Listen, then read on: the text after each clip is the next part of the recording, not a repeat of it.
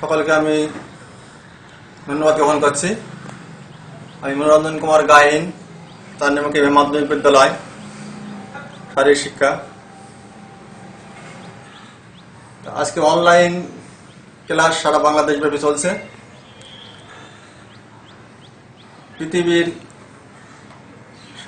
সারা পৃথিবী জুড়ে যখন বৈশ্বিক মহামারী কোভিড-19 মহামারী ভাইরাস মৃত্যু খেলা নিয়ে যখন নৃত্য করছে, ঠিক তেমনি মুহূর্তে বাংলাদেশের সকল শিক্ষা প্রতিষ্ঠান বন্ধ থাকার কারণে বাংলাদেশ সরকারের শিক্ষা মন্ত্রণালয় কর্তৃক আয়োজিত যে অনলাইন ক্লাসের কার্যক্রম, এই কার্যক্রমের পক্ষ থেকে আমি সকলকে শুভেচ্ছা ধন্যবাদ জ্ঞাপন করছি। প্রিয় শিক্ষার্থীরা, আজকে আমি তোমাদের সামনে উপস্থিত হয়েছি নবম শ্রেণীর বাংলা দ্বিতীয় পত্র ক্লাস, অনলাইন ক্লাস। নবম শ্রেণীর বাংলা দ্বিতীয় পত্র আজকের যে বিষয়টি আমি তোমাদের সামনে উপস্থাপনা করব সেটি হলো দ্বিতীয় অধ্যায় প্রথম পরিচ্ছেদ ধ্বনি তত্ত্ব। পাঠের বিষয়, পাঠ শিরোনাম যে বাংলা ভাষার ধ্বনি ও বর্ণ প্রকরণ, এই বিষয়টি নিয়ে আজকে আমি তোমাদের সঙ্গে আলোকপাত করব। আমরা সর্বপ্রথমে জানবো যে ধ্বনি কি, ধ্বনি কাকে বলা হয়। ধ্বনি বলতে আমরা জানি যে মানুষের বাক পতঙ্গজাত যে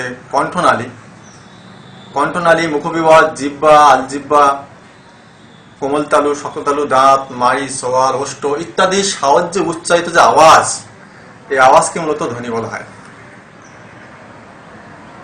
আমাদের যে বাক পতঙ্গ আছে, এই বাক পতঙ্গের সাথে আমরা কথা বলি, আওয়াজ করি, শব্দ করি। এই বাক পতঙ্গের শব্দে আমরা যে আওয়াজ করি, ওই আওয়াজটাই মূলত ধ্বনি বলা হয়। যেমন আম খুব সুস্বাদু ফল, এই আম খুব হয়সু বা খুব সুস্বাদু, সুস্বাদু ফল, এই প্রত্যেকটি বর্ণ হলো একটা ধ্বনি।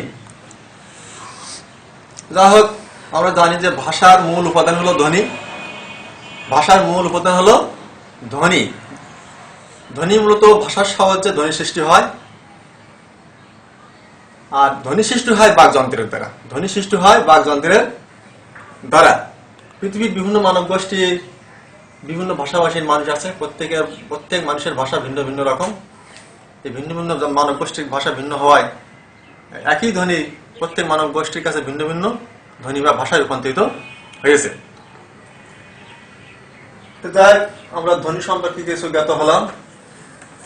ধ্বনি বলতে আমরা আরো একটু ভালোভাবে সংজ্ঞা লিপিবদ্ধ হই যে কোনো ভাষার বাক প্রবাহকে সূক্ষ্মভাবে বিশ্লেষণ করলে আমরা কতগুলো মৌলিক ধ্বনি পাই। যে কোনো ভাষা হতে পারে, এটি বাংলা ভাষা হতে পারে, ইংরেজি, উর্দু, আরবি ফার্সি। এই ভাষার বাক প্রবাহকে যদি আমরা সূক্ষ্মভাবে বিশ্লেষণ করলে কতগুলো মৌলিক ধ্বনি পাওয়া যায়, এগুলিকে ধ্বনি বলা হয়। বাংলা ভাষাতে কতগুলো মৌলিক ধ্বনি আছে, এই মৌলিক ধ্বনিগুলোকে প্রথমত দুই ভাগে ভাগ করা যায়। বাংলা ভাষার মৌলিক ধ্বনিগুলিকে প্রথমত দুই ভাগে ভাগ করা যায়। দুই ভাগে ধ্বনি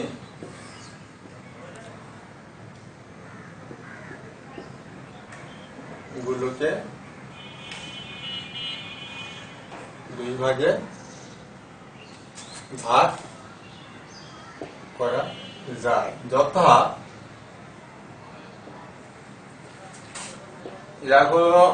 এক স্বরধ্বনি, দুই হলো ব্যঞ্জন ধ্বনি।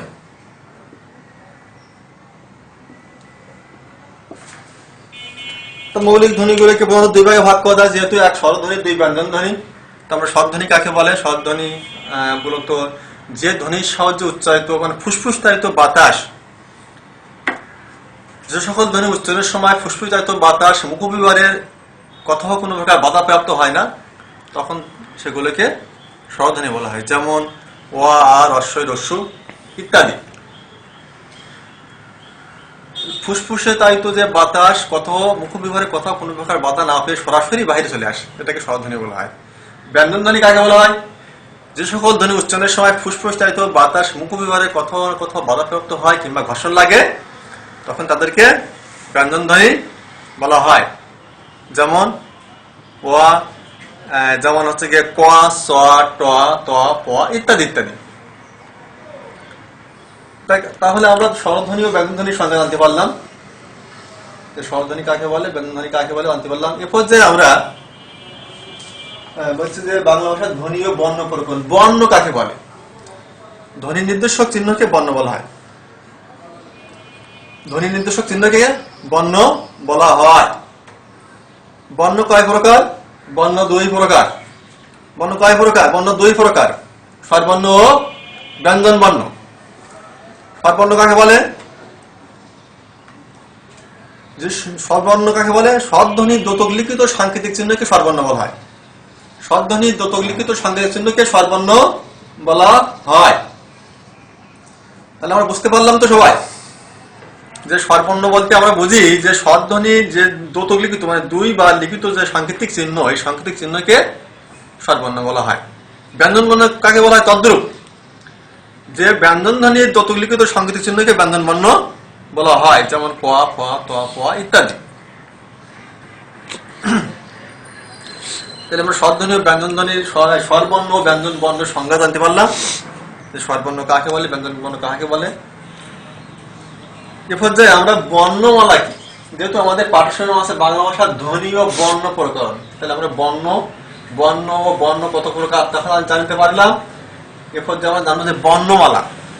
বর্ণমালা বলতে আমরা জানি যে কোনো ভাষায় ব্যবহৃত লিখিত বর্ণ সমষ্টি কি, সেই ভাষার বর্ণমালা বলা হয়। যে কোনো ভাষার লিখিত ব্যবহৃত বর্ণ সমষ্টিকে সেই ভাষার বর্ণমালা বলা হয়ে থাকে। বিশেষ জ্ঞাতব্য আমি এখানে লিখি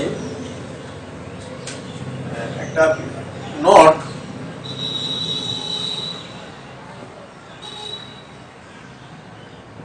বিশেষ জ্ঞাতব্য হলো যে উচ্চারণের সুবিধার জন্য আমি একটু ব্ল্যাকবোর্ড ইউজ করে এখানে দেখাচ্ছি তোমাদের। উচ্চারণের সুবিধার জন্য বাংলা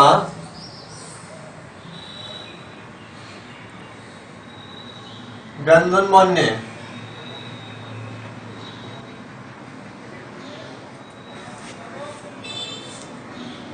উচ্চারণের সুবিধার জন্য বাংলা ব্যঞ্জন বর্ণে দ্যোতক ধ্বনি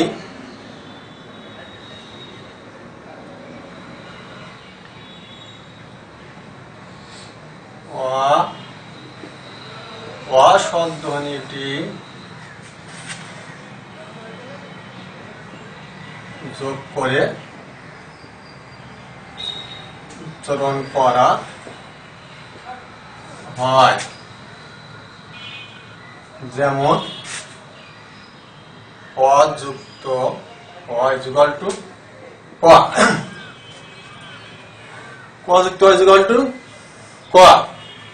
স্বরধ্বনি সংযুক্ত না হলে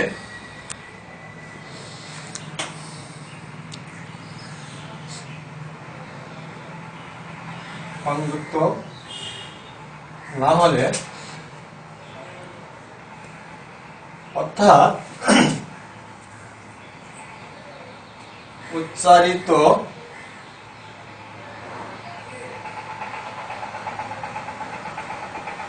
ব্যঞ্জনের নিচে হ্রাস চিহ্ন দিয়ে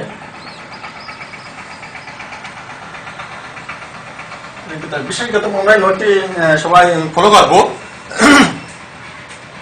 উচ্চারণের সুবিধার জন্য বাংলা ব্যঞ্জন মানে দ্যোতক ধ্বনি অস্বরধ্বনিটি যোগ করে উচ্চারণ করা হয়, যেমন ক যুক্ত অ। এখানে ক নিচে হ্রাস চিহ্ন ব্যবহৃত হয়েছে, যেহেতু ক যুক্ত ক স্বরধ্বনি নিয়ে সংযুক্ত না হলে উচ্চারিত ব্যঞ্জনের নিচে হ্রাস চিহ্ন ব্যবহার করে দিয়ে লিখিত হয়। আমরা এই নোটটি আমরা বিশেষভাবে অবগত হব।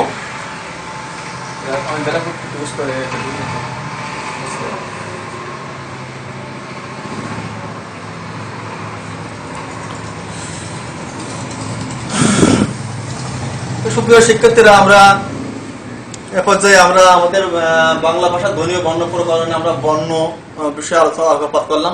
বাংলা বর্ণমালায় কতটি বর্ণ আছে আমরা এ বিষয়ে একটু জানবো। বাংলা বর্ণমালায় মোট 50টি বর্ণ রয়েছে। তার মধ্যে স্বরবর্ণ 11টি, বাকি 39টি হলো ব্যঞ্জন বর্ণ। তো আমরা ব্ল্যাকবোর্ডের সাহায্যে আমরা বাকি এই 50টি বর্ণমালা আমরা একটু দেখতে চাই। তাহলে আমরা জানবো, স্পষ্ট হতে পারবো যে আমরা একটু ব্যবহার করি ব্ল্যাকবোর্ডে। তোমরা সবাই খেয়াল করো, বাংলা বর্ণমালায় মোট 50টি বর্ণ রয়েছে।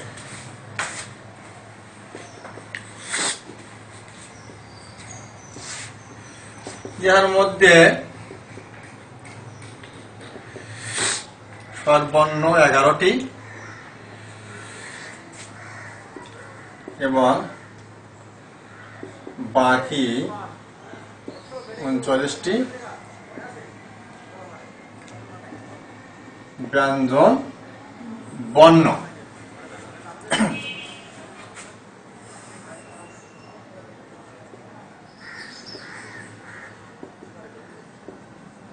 স্বরবর্ণ অ, আ, হ্রস্বই, দীর্ঘই, হ্রস্ব, দীর্ঘ, ই, এ, ওই, ও, ও।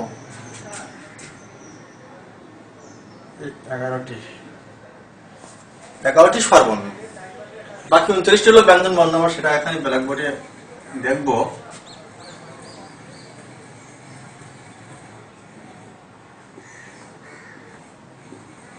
ব্যঞ্জন বর্ণ হলো ক, খ, গ, ঘ, ঙ। এই হলো 5টি। তারপর হলো গ, ঘ, ঙ,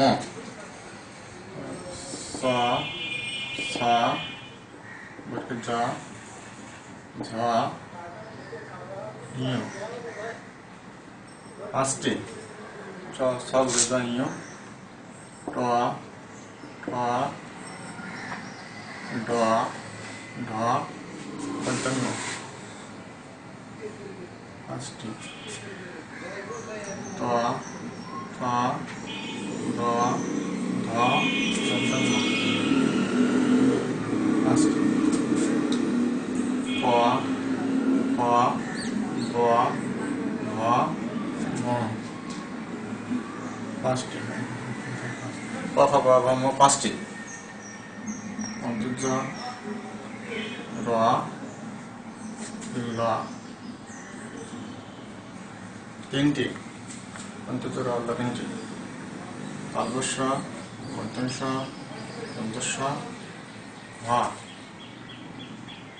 4টি। তালব্য শ,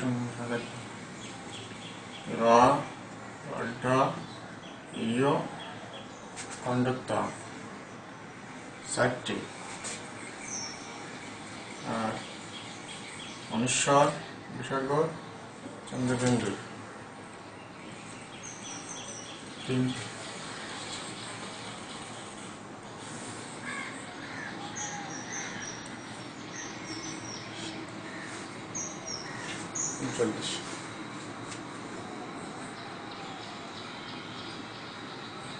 মোট 50টি। সুপ্রিয় শিক্ষার্থীরা, আমরা বাংলা বর্ণমালার 50টি বর্ণকে আমরা এখানে ব্ল্যাকবোর্ডের সাহায্যে উপস্থাপন করলাম। আমাদের আরেকটা নোট আছে, সেই নোটটা আমরা এখানে একটু দেখবো। নোটটা আমি ব্ল্যাকবোর্ডটি মুছে দিলাম।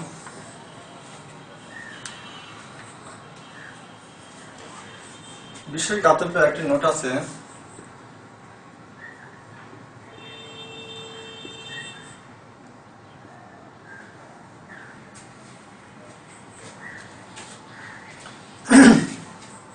আমরা এটা সবাই জানবো যে ওই এবং ও,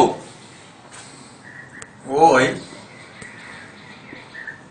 এবং ও ইয়ে শব্দটিকে বিশদ বা যৌগিক সন্ধানী বলা হয়। ওই এবং ও এই শব্দটিকে বিশদ বা যৌগিক সন্ধানী বলা হয়। যেমন অযুক্ত রস্বই ইকুয়াল টু ওই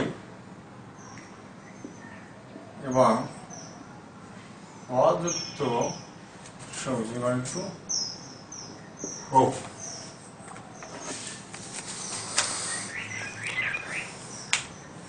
বিশেষ জ্ঞাতব্য আমরা এটাও আমাদের মধ্যে জানি রাখতে হবে যে এটা এই দ্বিস্বর জানতে হবে। ওই এবং ওকে দ্বিস্বর বলা হয়।